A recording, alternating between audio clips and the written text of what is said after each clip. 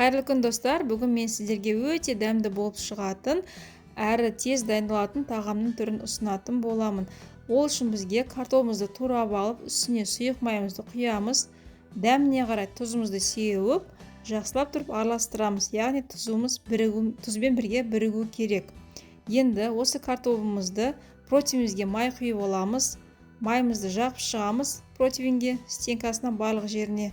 Жағып болғаннан кейін картопымызды үстіне қойып шығамыз.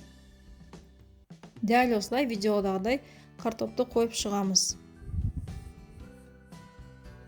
Картопымызды қойып болғаннан кейін тауық етін аламыз. Тауық етін мен алдын ала ұсақтап турап алдым.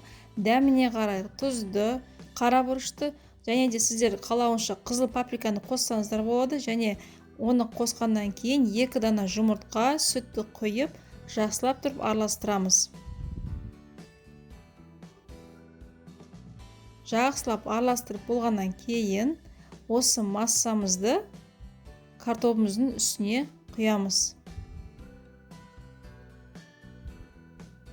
Міне картопымыздың үстіне құйдық. Құйып болғаннан кейін үстіне біркелкетіп жайып шығамыз.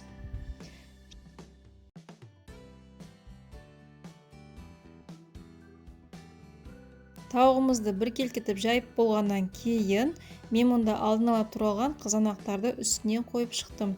Қызанағымызды дәл видеодағыдай қойып шыққаннан кейін ең соңында үстіне күштен сырды өткіземіз.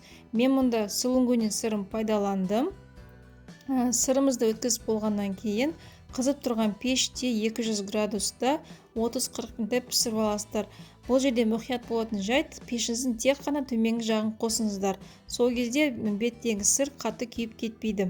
Өте дәмді болып шығатын тағамның түрі, сіздерге де дайындап көруге кеңес беремін. Кез келген қонағыңыздың алдына қоюға болады. Ендеше астарыңыз дәмді болсын.